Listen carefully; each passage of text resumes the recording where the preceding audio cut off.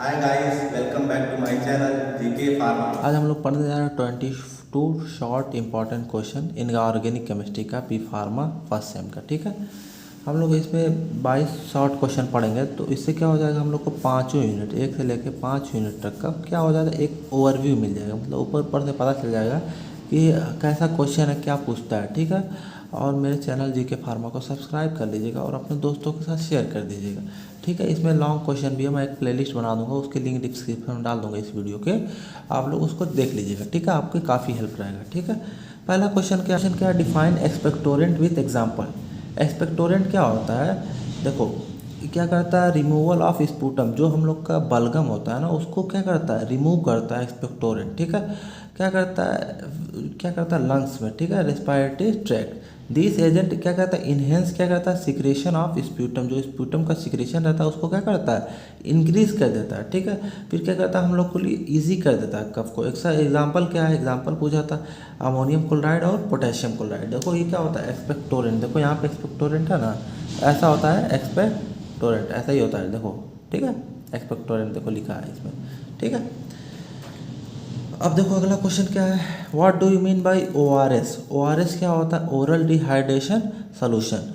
क्या करता है, इसको WHO क्या करता है, इसको रिकमेंड करता है। दिस सोल्यूशन क्या करता है, प्रिवेंट फ्लूइड लॉस को क्या करता है, ये बचाता है। जैसे मतलब हम लोग का फ्लूइड लॉस हो गया, उस टाइम हम लोग देते हैं। जैसे क्या होगा, किसी को लूज मोशन हो गया या उल्टी हो गई, तो उस टाइम पे हम लोग के बॉडी से फ्लूइड लॉस हो जाता है। उस टाइम में क्या देते हैं हम लोग, एनर्जी के लिए क्या देते हैं, ORS देते हैं। When excess amount of fluid is exceeded, जो मतलब जो हम लोग एक्सेस अमाउंट मतलब जो फ्लूइड है वो एक्सीड हो जाता है, बाहर निकल जाता है, फिर हम लोग क्या देते हैं, ORS देते हैं। क्या होता है इसमें, जैसे क्या 1 लीटर वाटर में क्या देंगे, 6 चम्मच शुगर और क्या देंगे, आधा चम्मच नमक। देखो ये ORS है, ओरल डिहाइड्रेशन सॉल्ट। ठीक है, और इसका कंपोजिशन ऑफ ORS देखो इतना होता है, सोडियम क्लोराइड इतना होता है, पोटेशियम क्लोराइड इतना होता है, डाई सिट्रेट इतना होता है, ग्लूकोज इतना होता है। क्वेश्चन नंबर 3 देखते हैं क्या है।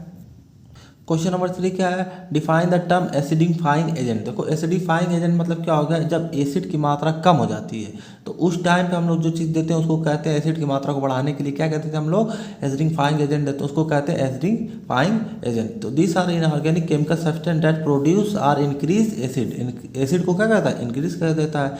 This chemical increase the level of acid in stomach ingestion by decreasing the, जो pH होता है उसको क्या करता है, डिक्रीज कर देता है। ठीक है, कितने तरीके का होता है, 3 तरीके का होता है। कौन कौन सा होता है, गैस्ट्रिक एसिडिफायर क्या करता है, इंक्रीज एसिडिटी, स्टोमच की एसिडिटी को क्या करता है, बढ़ा देता है। यूरिनरी एसिडिफायर क्या होता है, रिमूव करता है एसिडिक यूरिन जो रहता है हम लोग के बॉडी से, वो क्या करता है, रिमूव कर देता है। तीसरा क्या है, सिस्टमिक एसिडिफायर क्या करता है, न्यूट्रलाइज कर देता है अल्कलाइन बॉडी फ्लूइड को, क्या कर देता है, न्यूट्रलाइज कर देता है। ठीक है, इसका एग्जांपल देख लो क्या क्या, अमोनियम क्लोराइड और डाई हाइड्रोक्लोरिक एसिड। देखो इसका एग्जांपल पूछा नहीं था पर हम लोग लिख देंगे तो उसमें अच्छा रहेगा। ठीक है, फिर क्वेश्चन नंबर 4 देखो क्या है, व्हाट इज एक्लोहाइड्रिया। ठीक है ना, अब देखो क्या होता है एक्लोहाइड्रिया, क्या, there is no secretion of HCl। जो HCl का सिक्रेशन होता है गैस्ट्रिक जूस में, उसमें HCl का सिक्रेशन नहीं होगा, उसी कंडीशन को क्या कहते हैं, एक्लोहाइड्रिया। ए लैक ऑफ हाइड्रोक्लोरिक, मतलब HCl का जो होता है वो उसमें नहीं रहता है in the digestive juice, stomach के अंदर। ठीक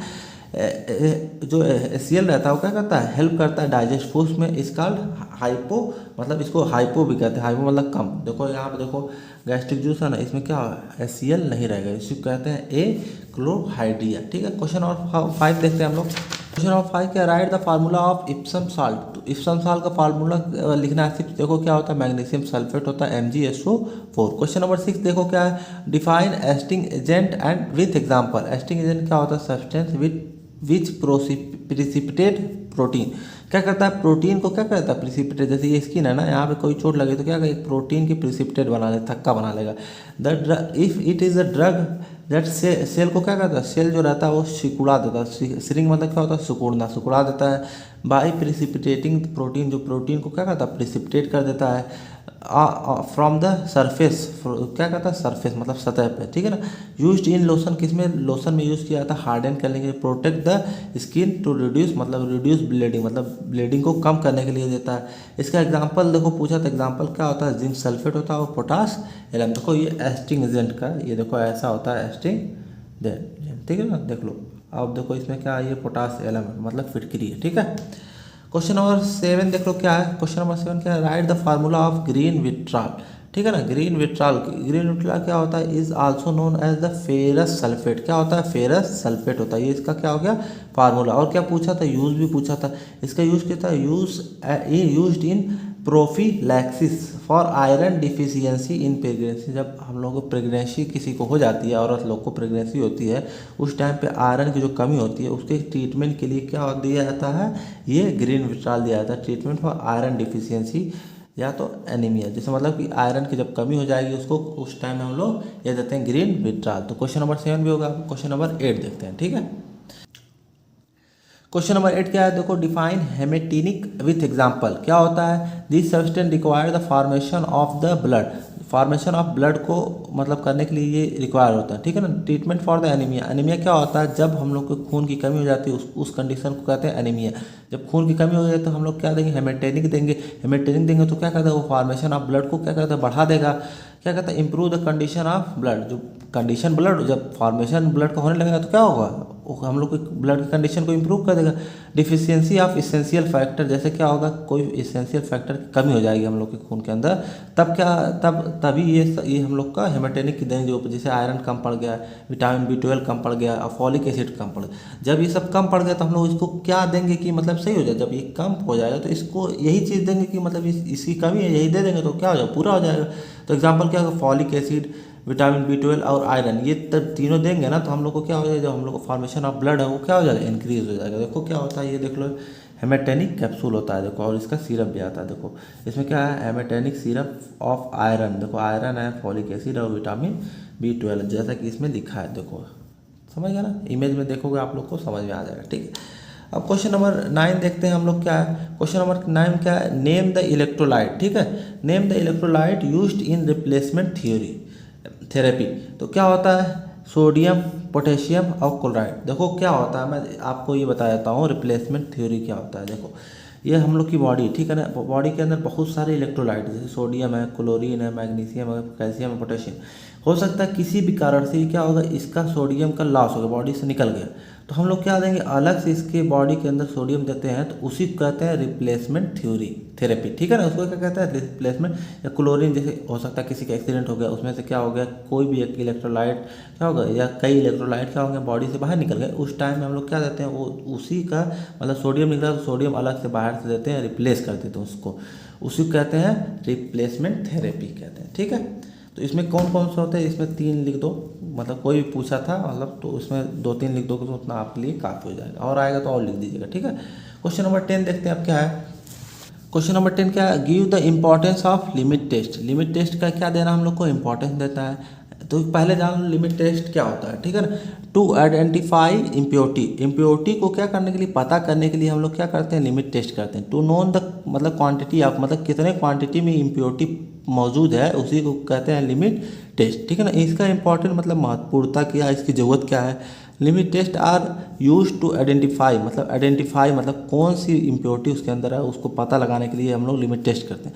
limit test are very important for the differentiating, मतलब हम लोग को डिफ्रेंशिएटिंग करने के लिए अवॉइडेबल और नॉन अवॉइडेबल इम्प्योरिटी। इसका मतलब क्या होगा, कुछ इम्प्योरिटी ऐसी होंगी जिसको हम लोग अवॉइड कर सकते हैं, जो ज़्यादा टॉक्सिक इफेक्ट नहीं पैदा करेंगे उसको हम लोग अवॉइड कर सकते हैं, जो कि ज़्यादा टॉक्सिक इफेक्ट पैदा करेगा उसको हम लोग अवॉइड नहीं कर सकते हैं। तो अब देखो क्या है, अब फिर अगला क्या है, limit test provide the visibility for impurity in the substance. जो हम लोग को इम्प्योरिटी है उसको हम लोग देख सकते हैं कि उसके अंदर कितनी इम्प्योरिटी है। ठीक है ना, limit test are very important to check the purity, मतलब किसी भी सब्सटेंस की प्योरिटी मतलब शुद्धता चेक करने के लिए हम लोग लिमिट टेस्ट का प्रयोग करते हैं। ठीक है, अब देखो क्या है, क्वेश्चन नंबर 11 क्या है, write the principle involve in the limit test of chloride. Chloride के लिमिट टेस्ट के लिए कौन सा प्रिंसिपल इन्वॉल्व होता है उसको हम लोग देख लेते हैं। देखो क्या होता है प्रिंसिपल, मतलब सिंपल बता देना किससे किससे हो रहा है। देखो क्लोराइड, सॉल्युबल क्लोराइड को लेंगे, किसके साथ लेंगे, सिल्वर नाइट्रेट के साथ लेंगे, किसके प्रेजेंट में लेंगे, डाइल्यूट HNO3 मतलब नाइट्रिक एसिड के प्रेजेंट में लेंगे, और क्या बन जाएगा, सिल्वर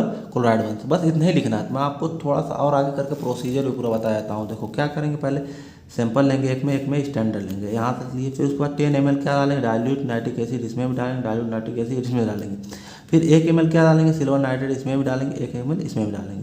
फिर क्या करेंगे, 50 ml तक इसको क्या कर देंगे, वाटर इसमें भी भर देंगे, इसमें भर देंगे। फिर इन दोनों को क्या करेंगे, कंपेयर करेंगे। स्टैंडर्ड को किससे कंपेयर, इससे सैंपल को किससे कंपेयर करेंगे, स्टैंडर्ड से। अगर इससे मिलता जुलता है तो उसको पास हो जाएगा, नहीं होगा तो फेल हो जाएगा। ठीक है, तो यही होता है प्रिंसिपल ऑफ किसका, लिमिट टेस्ट ऑफ क्लोराइड। ठीक है, अगला क्वेश्चन देखते हैं।